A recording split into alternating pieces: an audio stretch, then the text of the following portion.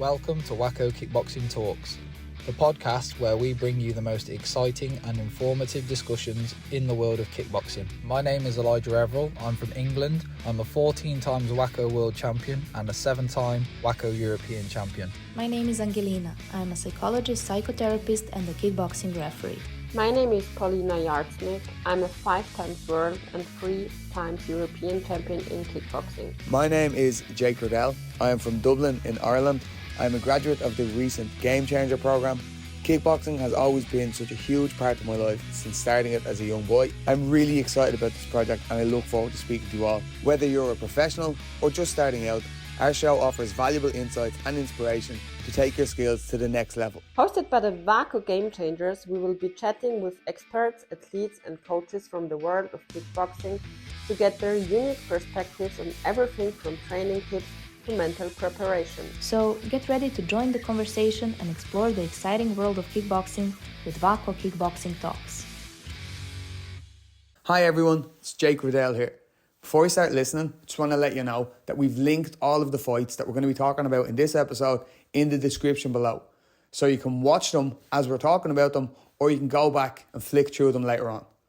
Enjoy the episode today, and thanks for listening. All right then, guys. So very excited to have you on for our episode of the WAKO Kickboxing Talks podcast.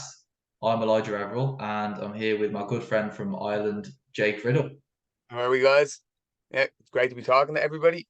So basically this is mine and Jake's first time doing this podcast. So today's episode, as you might have seen on my Instagram highlights and Jake's Instagram highlights as well, is we were going to talk about and break down some of the best fights that have happened in WAKO. So basically, that's going to be the theme for the episode. We are going to have some general chit chat along the way as well. But we're going to be breaking down the top 10 fights, my top 10, my personal top 10, and also Jake's personal top 10 WAKO fights in history. So yeah, but before we get started, Jake, how are you, mate? You all good?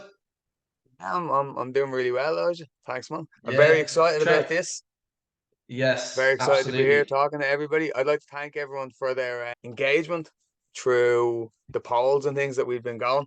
I was actually really interested to hear from people about what their favorite fights were, because like you said, you're going to give your 10 favorite. I'm going to give my 10 favorite. Everybody's going to have their own favorite, and I heard some really interesting fights that I had heard of, and maybe when I went back to rewatch them, I was like, oh well, actually they're not exactly what I remember. So yeah, well done. Thanks everybody for that. The great thing is as well, I mean, there's been so many fights over the years within WAKO. I mean, countless fights. There's no way that me and you will have been able to see every single one. So obviously people have seen different things, and you know, especially with other people favoring different disciplines as well. So me and you may not watch as much K1 as we do light contact and point fighting. So it's great to hear people's views from all across the board, all of the disciplines. Definitely had some suggestions on mine that I wanted to check out and see for myself, and there's been some absolutely incredible fights. So yeah, we're gonna just go with the flow. We're gonna talk about that today, guys. So should we kick it off, Jake? Do you want to go first? Let's go for it. You know what? I'd love to start, Elijah. Yeah, most definitely. My number 10 is a really exciting one. It's from the 2015 World Championships, and it's a K1 fight. It was the semi-final between, I'd like to apologise now and ask for everyone's patience with our pronunciation, but it was between Timur Nadrov and Krylik of Poland. So it was Russia and Poland. And these lads have actually fought. They fought this fight in 2015, and they met the two years to follow. Elijah, one of the reasons I really liked this fight was just the shot selection that the lads had going on. They met in the center of the ring and they just threw combinations at each other for the whole 6 minutes. The fight actually finished early, and it went to Nadrov, but it was tight enough up until that point. And yeah, I just thought it showcased a great amount of skill and a great range of combinations. The two lads are really experienced, and then just the aggression and the competition in it. It's always been one of my favorite ones. And when we originally talked about this and talked about discussing this topic, that was one of the ones that came to my mind straight away. I was like, it's a great fight. Brilliant. I'll have to check that one out myself because I haven't seen it. But yeah, I mean, some of them. Yeah, There's it's some one of the more animals. obscure ones, maybe. It's one of the more Yeah, obscure ones that maybe people wouldn't know about, but it's a cracker. Yeah, yeah. it's a good one. There's some real animals in the K1. Like I obviously don't know the fighters that well. I wouldn't be able to name of them that are in the WAKO K1. However, I've been watching some of them and they're just unreal. I mean, their ability just unreal, and how tough and durable they are as well. Some of those low kicks and the knees that they throw are Yeah. just, yeah, I wouldn't be want to be getting Yeah, hit by. you can see you can see the progression over the years, as well as like just as any other discipline, as people are kind of moving in different techniques and different tactics. Yeah, And I think what I really like about that fight, I'd urge people to go and watch it, is like I said at the start, the lads just met in the center of the ring and they threw these combinations, and yeah. it was such a range of combinations they were throwing at each other, such a range Mm. of techniques. Like you're talking, like you have your knees to the body, knees to the head, your regular low kicks, there's back kicks in there, just spinning back kick or spinning back fist, everything that you would see on paper is in that fight. It's a really good one, yeah. See, what's great about fights like that is for a person that knows what they're talking about as well, from other athletes, other fighters, if they watch a fight, there's certain fights that might be very, very enjoyable to them that aren't enjoyable to just a casual viewer. But if you've got a fight like that where they just stand in the center of the ring, just stand and bang, there's everybody loves that. Everybody loves that. Like total opposite would have been like Mayweather Pacquiao, and a lot of people said that was a snooze fest, and I absolutely loved that because it was just tactical It's the finer genius. details, yeah. Yeah, it's the fight, but that's because I've been around the game for a long time. But for someone that's just a casual viewer, that kind of fight is just the best fight to watch, isn't it? But just non-stop action. So I'm Yeah, and definitely going to be you can watching just that one, Jake. like you said, you can almost casually watch it because it's not the Mm, finer details you're looking at. Now there are finer yeah. details there, but there's the big shots and the big bangs Yeah, and the big exactly. I loadings. mean, both people that really love the sport, that've been around it, that can appreciate the technical parts as well. They're gonna love it from that side of it, but also the fact that there's non-stop action is just a bonus, isn't it? So that's awesome, mate. Definitely. Nice. All right, you're up. Yeah. Go ahead. All right, I'm gonna move into mine then, guys. So I'm gonna say for number 10. Now, this guy, I think a lot of light contact guys will remember him quite well. He's from Russia. His name is Alexander Bakarov. Is like a light contact legend. He really is incredible. Some of the skills that he's got, and what I like about Bakarov is his ability for a Russian style fighter. He doesn't fight very Russian. Like I've fought against a lot of the Russians, and the Russians just come forward. I mean, they got a lot of skill, but they'll just keep coming forward. Bakarov is more of like a hit and move style fighter, and he uses his legs very well as well. So it's like a mix of like a taekwondo style, but also some very good boxing in there. But really, he's like hit and don't get hit back. He's not like a just hunt you down and kill you Russian. He's very, very, Okay. very skillful. So Alexander Bakarov, and I didn't catch the guy's first name, but he's an Italian fella with the surname of Crot. This was at the WAKO European Championships. I believe it was 2012 seniors, and it was a kick light match. And I just thought it was very interesting to watch. You could see he was definitely a lot more used to the low kick style of fighting. Like if I looked at him, I'd say, yeah, he probably comes from like a ring background, Muay Thai, things like that. And he was catching Bakarov a couple of times with some decent low kicks. But really, it's just a masterclass. That's why I wanted to put it in there, and I wanted to highlight this guy because I feel like more people should know about him and what he did. He was a fantastic fighter, and like I said, a lot of people wouldn't pick this sort of style fighter of Russian as one of them. Like it's not your predominant style of a Russian fighter. Like they just most of the time they're just coming forward. This guy just hits and moves nice and slick, doesn't get hit with much, mixes his combinations in there lovely with his hands and feet. So definitely check out that fight, but also check out some other fights of Alexander Bakarov. Yeah, Top guy, top Elijah, I fighter. was just about to say it's very interesting. It's very interesting to hear you talk about him, but it's not surprising for me because you've mentioned him to me loads of times before. Yeah, We've yeah, spoken yeah, about him yeah, before, so definitely. I'm not And surprised that again, he's the made it guy, into the list. yeah, the guys that know, definitely. You know what I mean? The guys that have fought him, the guys that have been around the light contact scene for a while, definitely know of this guy, and I want to point that out to maybe the younger guys that are watching this as well, because there's a lot of names that get missed over the years. So I'd like definitely to highlight him because amazing, very skillful fighter.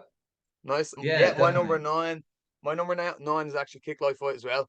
It was the World Championships between Busa and Nikolova of Bulgaria. So it was Hungary and Bulgaria. And again, I just thought when I'm thinking about kick life fights, I'm thinking about one of the good kick life fights or the really good kick life fights that we've seen. I think the range of different tactics and the range of different movements and the range of different shots that can be thrown and something like that for a final, I just feel like there's so much in that fight. I feel like it's a great clash of styles with Nikolova pressing towards the start and pressing towards the end. There's a little bit in the middle where the two ladies are mixing it well, but a lovely kind of hit and move off style that readjust and then attack again by Busa. I just think it was an excellent showcase, an excellent final between the two ladies, and a lovely example of mixing in the low kicks for both of them. Both them fighters who have experience outside the kick light. Just a great show of, like you said, doing it all, mixing in the hands, mixing in the legs, mixing in the different levels. Yeah, awesome. And Andrea Busa is what is it? Andrea Busa? Is that correct? Gabriella Busa. Yeah, Gabriella. Yeah, they're both sisters, but Gabriella Busa as well. She's been around a long time. I believe she just had a WAKO Pro fight as well that she won a couple of months back, and it was a WAKO Pro World title. So congratulations to Gabriella on that win. And yeah, she's an awesome fighter. I've seen her fight a few times on the tatami and in the ring. So and she's had some great scraps. So that's an awesome one for number 9. All right, are you ready is to it go time for ahead for mine? it? Yeah. I think it So is. this one, it's another ladies matchup, and this one is from the Irish Open 2014 Grand Champion final of Luisa Galotti from Italy and Chelsea Nash of Canada. So this will obviously, like, the tension's always high when it's Irish Open, regardless of if it's just a normal fight, the tension's high. But when you put it as a Grand Champion final as well, then it just adds to the occasion. You know, you've got everyone around the mats watching, and you really are like watching the best two people in the world at that time. And Chelsea Nash, she's from Canada, so maybe a lot of the WAKO guys don't know Chelsea as well as what they should.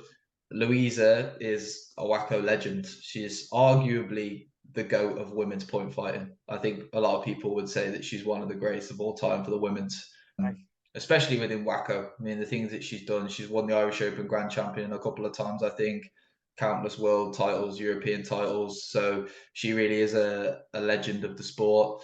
But Chelsea is like that, how Luisa is in Europe, but she's like that in North America. Like, she's won all the NASCAR tournaments. She's actually Trevor Nash's sister as well.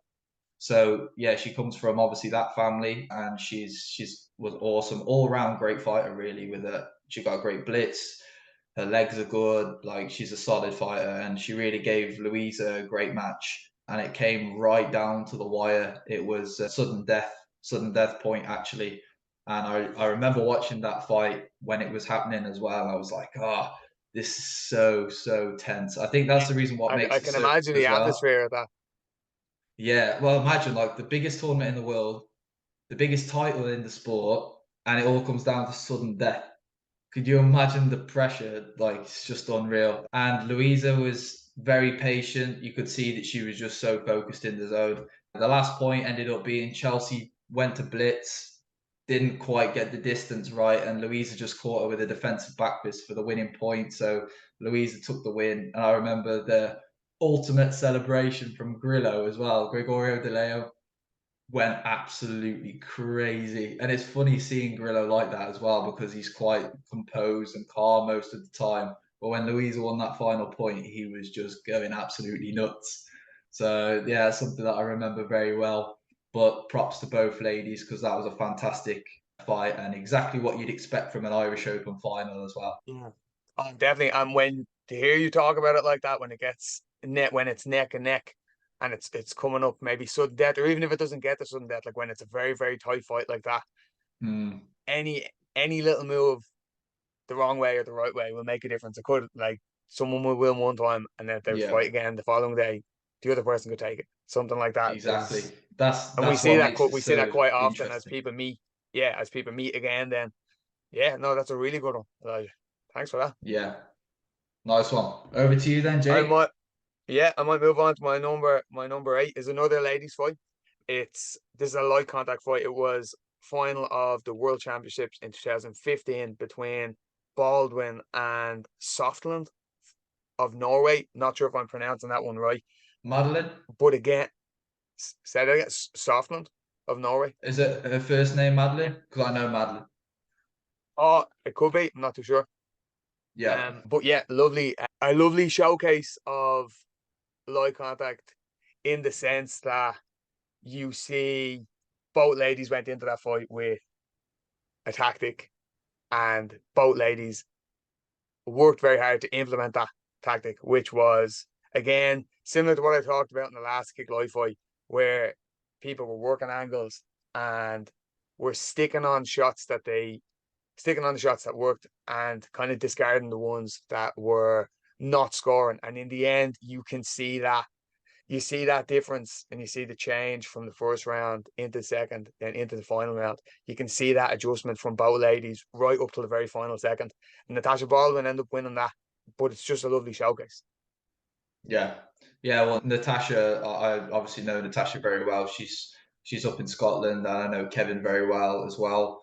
And Natasha's just an all-round top champion. She can do everything. She can do point fighting at the highest level, light contact, kick light, full contact, you name it. She's an all-round great fighter.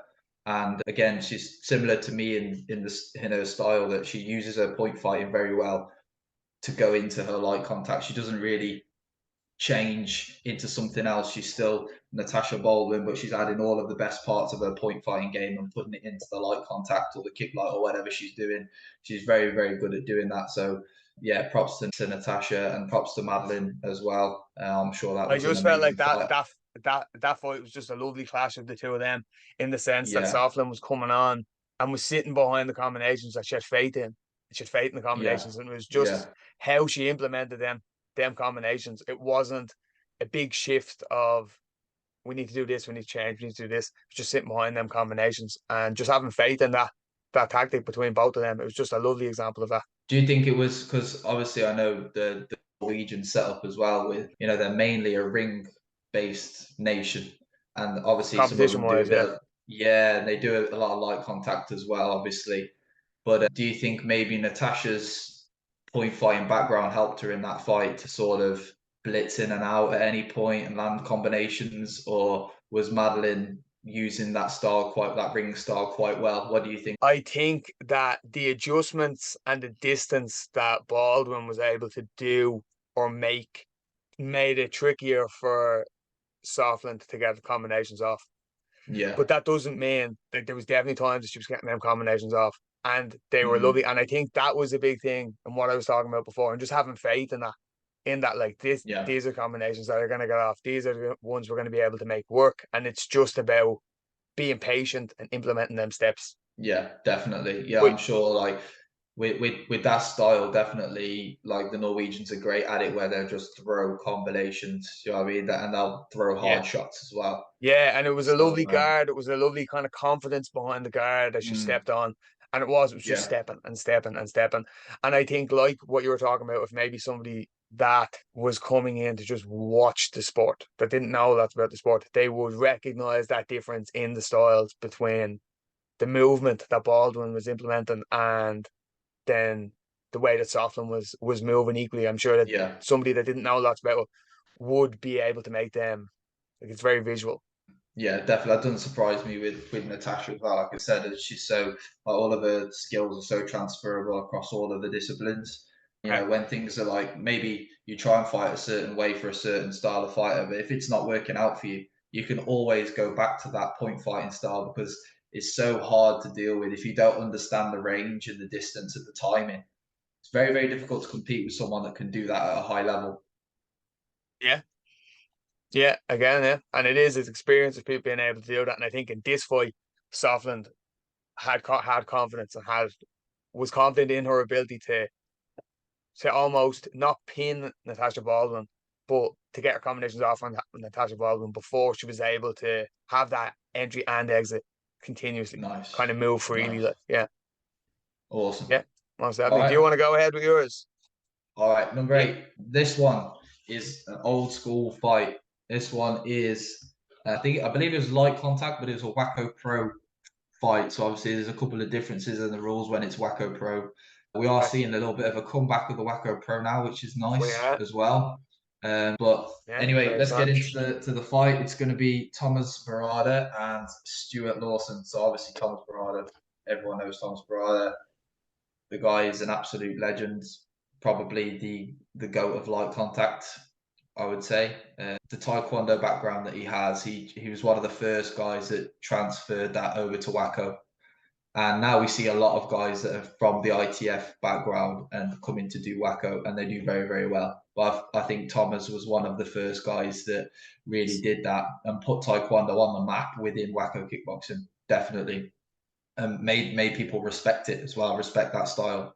Stuart Lawson is another top class fighter. I mean, world class, and he's from England as well. He's from GB. A lot of people know him around here. He's very well known within the country, and his style as well is very nice to watch. It's a great style. He's a master of being in that close range, getting some sweeps off. I mean, he actually does have, if you go on his, I think it might be on his Facebook or his Instagram, and he does like little highlight clips of his sparring sessions and stuff. Right. Some of the sweeps the guy's landing is just unreal. Really? Like he's literally taking the mick. Like he's doing, he'll be like popping someone. They'll be in the corner or something. They'll be popping someone with some hands, and then out of nowhere, whoop, it'll go in a sweep. He's just a master really when it comes to that. So it's a very like two very very skillful fighters against each other. And this one being a WAKO Pro fight, they fight for 7 rounds. So it was it was a proper professional fight. Thomas I ended do up actually remember watching this fight before and thinking really 7 rounds is a yeah very interesting number. Yeah. yeah it is, because obviously fighting 2 2 minutes or 3 2 minutes is totally different to 7. You've got to be, you've got to be fit and conditioned for that. But to be honest, there's no one better conditioned that I can think of than Tomaz Barada. I don't know how old Thomas is. 40s definitely. He's been around for a long time. But you want to see this guy train, mate. Unbelievable. Some of the things that he can still do, like he can lift his leg up and hold I've his leg seen up. that before. Yeah, I've seen Some of that. some of the conditioning, mate, is just unreal. So Thomas definitely is cut for the 7 round fights. But you could see it was like obviously started off in the first couple of rounds. They were just getting to know each other's styles, and but Thomas ended up winning pretty comfortably, I would say. Really showcased some nice combinations, mixed in some of the TKD stuff as well. Some nice spinning hook kicks in there. The front leg was working very nicely. Because there was a time with light contact, I think it's one of the styles that's evolved so much over the years. But there was a time when people just used to fight light contact like full contact, but on a tatami. But now it's so different. You see the front leg getting used a lot more. The blitzing in is used a lot more. Thomas was one of the pioneers that really I was brought about that to say that about the into the front leg, game. the lead leg of Barada was almost the first time that was really seen like that Yeah. for light contact. Yeah. Yeah, it was, and he used it so well. Those side kicks, and he'd give so much variety with it as well. And to be honest, I like watching it back. There may be 1 or 2 rounds that you could have given to Stuart Lawson, but I think Thomas pretty much won every round.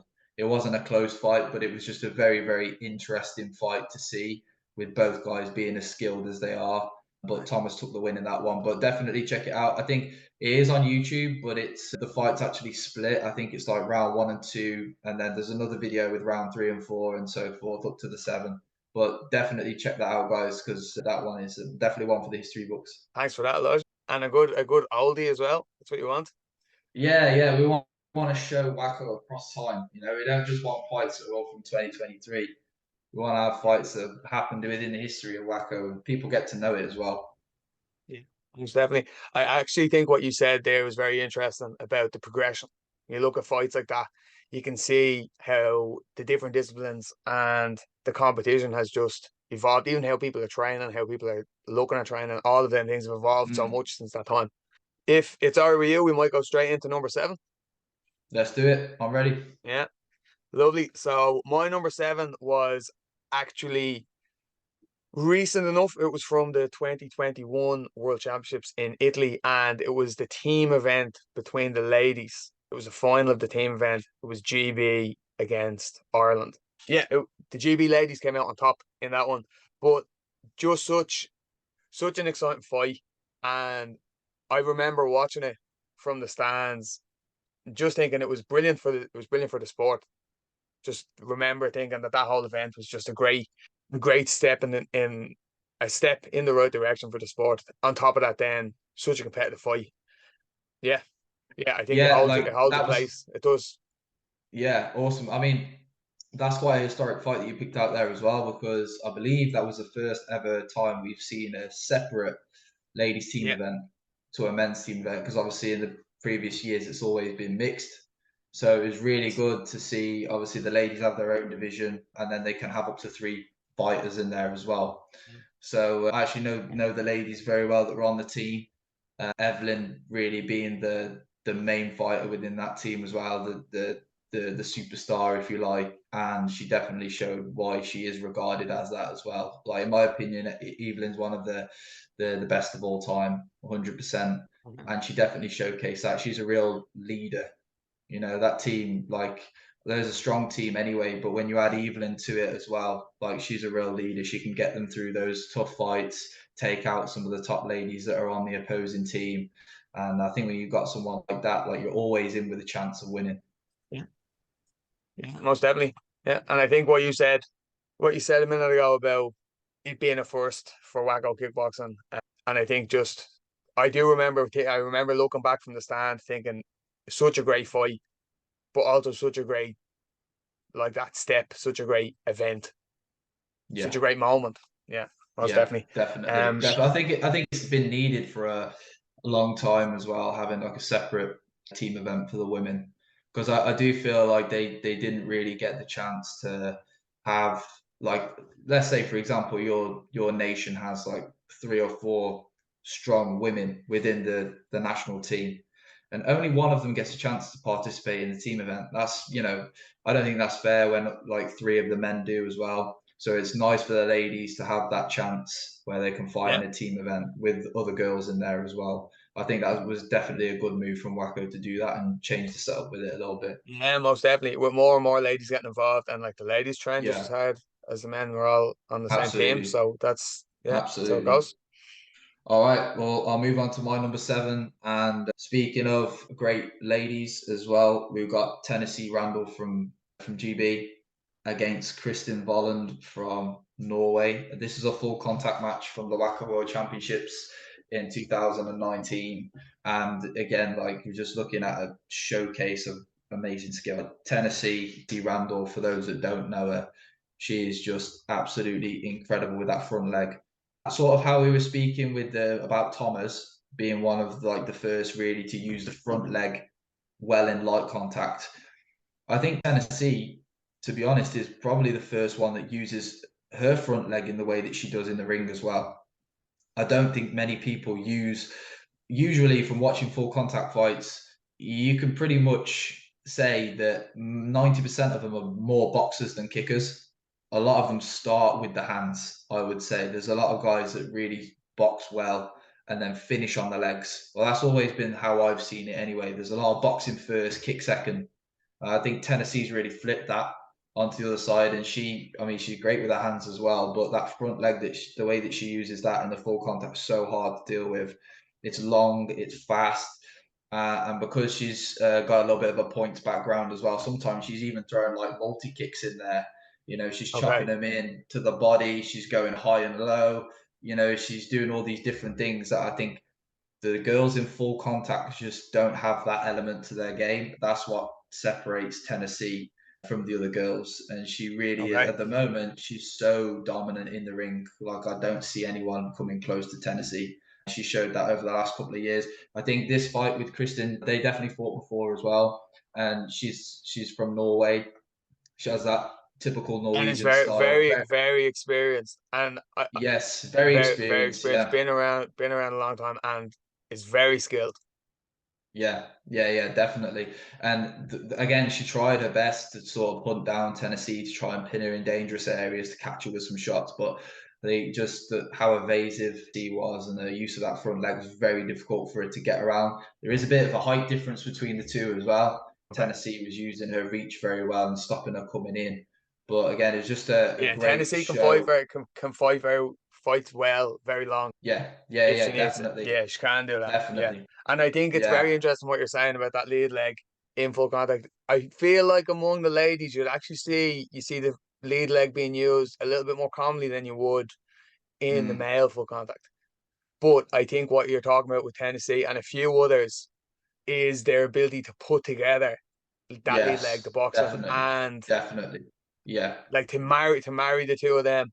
Amy Wall from Ireland had a cracking fight Another with top Tennessee fighter. Randall. Yeah, Yeah, at the those last two. Those two the are last elite. European Championships, and that was a stacked division at the time as well.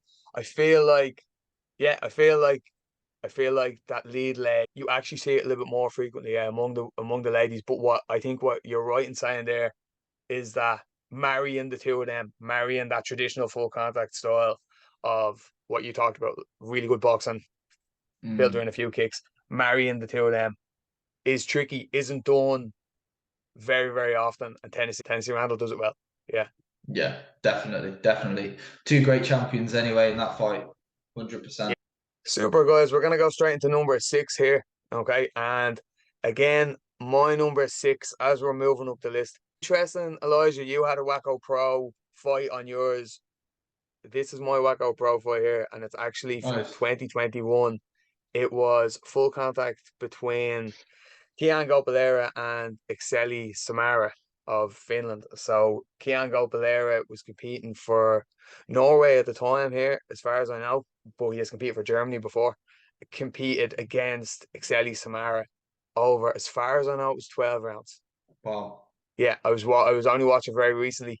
I think it was over the 12 rounds. I know Exeli Samara had competed WAKO Pro over 10 rounds before that, but I think this one was 12 rounds. And both really experienced athletes. Kian Gobler has been around a really long time. Yeah, I know of him. I know of him. He's very good. I was watching him a couple of times. Very good boxing. Yeah, very comfortable, very experienced. I actually competed against him in 2021. And yeah, that fight is just a lovely clash of styles. Both Excelli and Kian Gobler have lovely styles to watch. And I think that's one, like what we were talking about earlier, Elijah. I feel like if you didn't know lots about it and you were just watching for the fun of it, you would be really excited by that fight. There's such big movements, there's such big clashes, there's lovely combinations. But also for people that are clued in, people that are very interested, the minor details Mm. and the little movements and the little adjustments that are made in that fight. And I think when we're used to watching people compete at WAKO events, the 3 round, every fight we've talked about here, we've talked about people making adjustments over 3 rounds, but you can really see that over a WAKO Pro fight where they're fighting over the 12 rounds. Oh yeah, 100%. That's a totally different Yeah, ball game, mate. yeah, 12 rounds as opposed to 3 rounds. It's a different fight. yeah. No, that's a great fight to watch. I'd urge everybody to look into the two lads. Who won that fight, Jake? Exeli Samara took that fight. Yeah, and it was competitive. It was competitive. Both lads put it up, and you're competing again, not just, which is different to like other fights on the list here. Like, let's take the Nadrov and Krelik, the K1 fight at the start, where it's not just the two guys meeting in the middle. There's all like the ring craft involved in that fight is just so interesting to watch. Yeah, I feel like younger fighters, I feel like everybody could learn something from watching that fight. The two lads actually met in the final of the Austrian Classic this year, only very recently, at the cracker of a fight, like a cracker. And the two of them know each other so well. Obviously, after spending so much time doing that, they've met before, and just having the confidence to put in. I think what we talked about and what you had mentioned earlier on was that kind of traditional full contact, plodding forward, throwing off your combinations. Both of these lads are taking a completely different turn on that. Mm-hmm. And they might be using that as a base, but they've added in so many other things. Yeah. Yeah, no, it's a great one. Yeah, most definitely. Nice. Yeah, he's always caught my eye, Kean, prior to these fights you're talking about now. I've seen him fight a couple of times. Very impressed with how composed he is in there, and the skill that he has with his boxing. Yeah, he has great movement.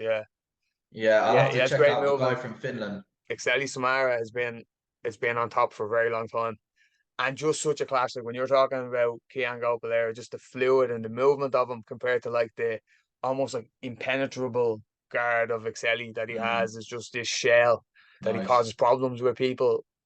People are just looking to get around that, and in this fight, Kian Gopalera works so hard to try and get around, and at times he does, and at times he's able to get them off. But yeah, just a great clash of styles, great fight. Brilliant. They're kind of fights that I love. As a chess match, but also there's action in the chess.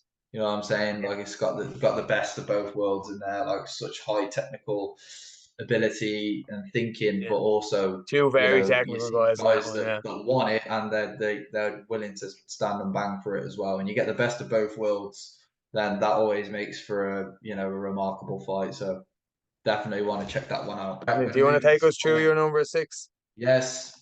So number 6, we're definitely getting down the list now.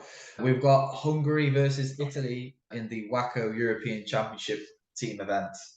Now, this one was another one where, like, to be honest, it's throughout my years. I mean, GB, we've had a good couple of years recently in terms of the team event. I mean, we won the 2019, we won the previous European Championships in 2022.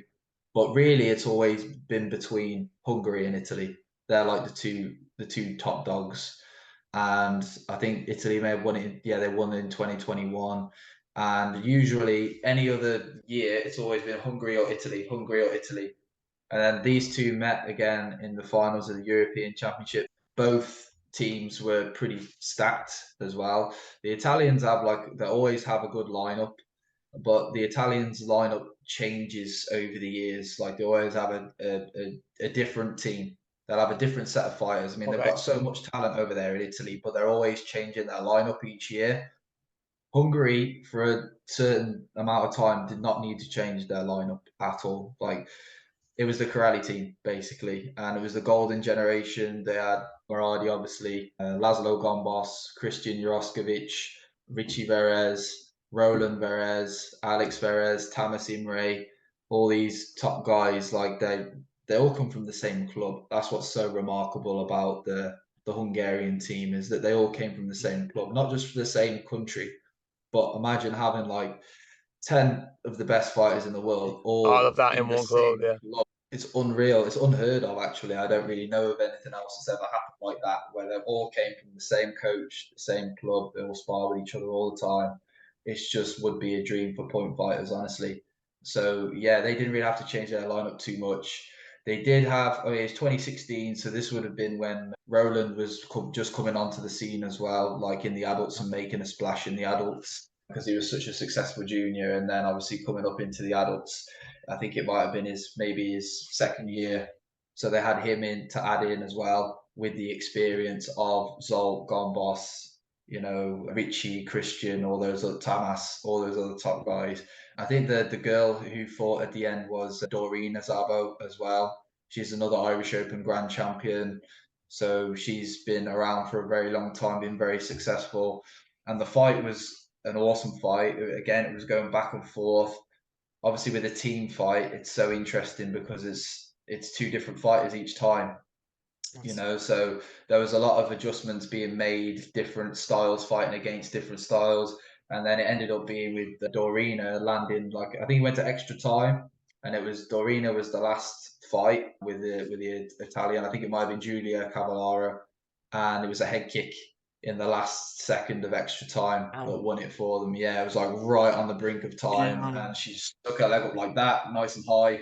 I think Julia tried to jump into it and just caught her in the face, and it was 2 points. And again, it was another like huge celebration of the Hungarians just going crazy because it went. I can only imagine the atmosphere at something like that, like when pressure's on, the clock is ticking. Yeah. And just credit to both nations as well, to be honest, because both their national teams are two of the best that have really stood the test of time as well. The Italians are still one of the best countries out there. Hungary's still one of the best countries out there. They've had like just a wealth of talent, and that's really transcended generations as well. So yeah, Hungary took the win on that one. Obviously a team of legends and then a couple of new superstars on the team there as well. So that was nice fight to watch. If you love point fighting, then you're going to love that fight. Want to see? Yeah. Thanks for that, Elijah. Here we are. We're getting into the top 5 now. We're actually going to pause it there. But this is where we've decided to split the episode into 2 parts. Part 2 will be released in the coming weeks. Tune in to hear about the most exciting fights in the history of WAKO. And don't forget to rate this podcast. Follow WAKO Kickboxing on Facebook, Instagram and TikTok. Look forward to talking to everybody soon. And thanks for listening.